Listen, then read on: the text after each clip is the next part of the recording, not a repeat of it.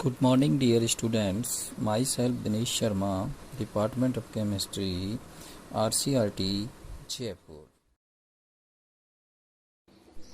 Process water softening का ये third process है एक्सटर्नल में आयन एक्सचेंज प्रोसेस। इसका दूसरा नाम डी आयोनाइजेशन और डी मिनरलाइजेशन के प्रोसेस के नाम से भी जाना जाता है। आपको जवाब एक ही देना है। सबसे पहले हम ये जानते हैं कि डी आयोनाइजेशन या डी मिनरलाइजेशन क्या होता है। In this process, dissolved ions present in the water are completely separated by the help of some complex organic compound reagents is known as demineralization. These reagents act as ion exchanger and remove almost all the ion, both anion and cation present in the hard water. यानी ion exchange process के अंदर water के अंदर जितने भी cation और anion है उनको एक रेजिन के थ्रू हम दोनों को ही बिल्कुल सेपरेट आउट कर देते हैं पानी के अंदर से। कोई किसी प्रकार का आयन उसके अंदर नहीं रहता। The soft water produced by lime soda and zeolite process does not contain hardness producing calcium magnesium ions like sodium potassium sulfate chloride. Other demineralization water does not contain both anion and cation. यानी ion exchange lime soda process और zeolite process के अंतर्गत हम कभी cation को अलग करते हैं तो कभी एनायन को अलग करते हैं कि दोनों अलग नहीं हो पाते हैं। लेकिन दिस प्रोसेस में carry out the using ion exchange resin are a long chain of cross link insoluble organic polymer with a macroporous structure. The functional group attached on the chain are responsible for the ion exchange property.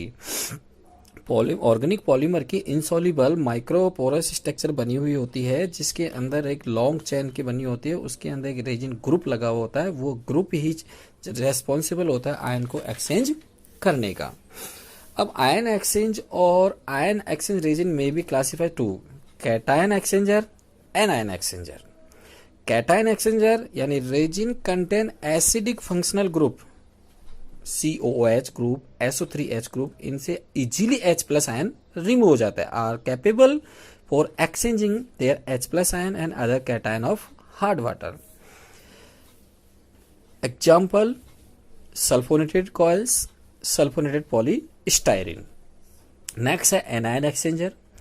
Resin contain basic functional group NH2OH यानी base वाला functional group होगा जो easily वहां से remove हो जाएगा, are capable exchange their anion with other anion of hard water.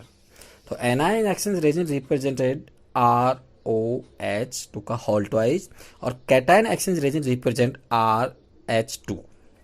Okay, यानी यहाँ पे दो कंटेनर होंगे, दोनों पे एनायन कैटायन एक्सचेंजर हम लगाएंगे। उनमें एक फंक्शनल ग्रुप होगा जो इजीली वहां से रिमूव हो जाएगा। तो अगर एनायन एनायन को और कैटायन कैटायन को रिप्लेस करेगा। एनायन एक्सचेंजर का एग्जांपल है क्वाटरनरी अमोनियम सॉल्ट, यूरिया यानी formaldehyde resin. Next process, the hard water first pass through a cation exchanger which absorb all the cation like calcium +2, Mg +2, Na plus, K plus etc present in the water.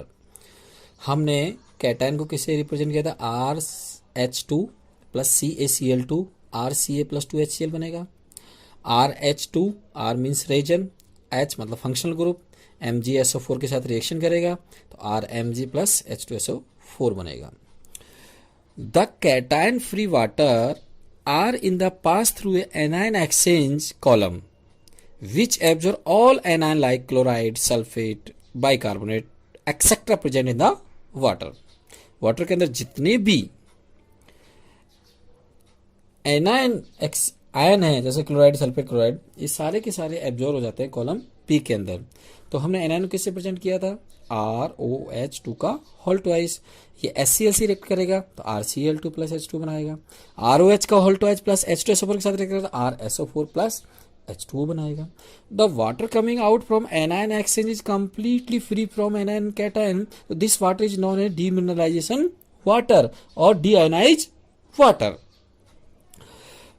अब ये दोनों bed कुछ समय के बाद में exhaust हो जाती है, यानी इनके जो फोरस होते हैं वो चौक हो जाते हैं। तो अब या तो हम बेड को चेंज करें या इसको रीजनरेट कर दें। तो नेक्स्ट प्रोसेस आता है रीजनरेटर। रीजनरेशन में क्या होता है, when the cation exchange resin is exhaust it can be regenerated by passing solution bye dilute HCl और H2SO4। यानी कैटायन अगर बेड आपकी एग्जॉस्ट हो जाती है तो वहां में H प्लस चाहिए, H प्लस HCl से मिलेगा या H2SO4 से मिलेगा। तो बना क्या था, RCa प्लस 2HCl, तो RH2 वापस मिल जाएगा, CaCl2 बन जाएगा। RMg प्लस 2HCl, तो RH2 प्लस MgCl2 बन जाएगा।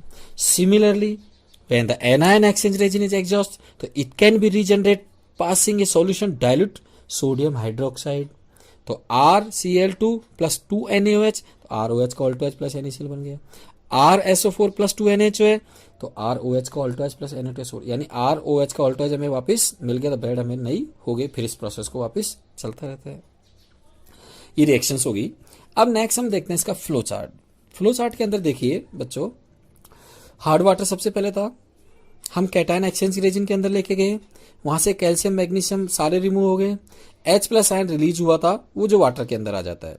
फिर उस वाटर को हमने एनायन एक्सचेंज रेजिन के अंदर लेके गए, जहां पे क्लोराइड सल्फेट नाइट्रेट आयन सारे रिमूव हो जाते हैं और वहां से OH आयन रिलीज हो जाता है। H प्लस OH मिलकर H2 बनाता है, वो ही डीमिनरलाइज वाटर होता है। तो ये flow chart of the ion exchange process.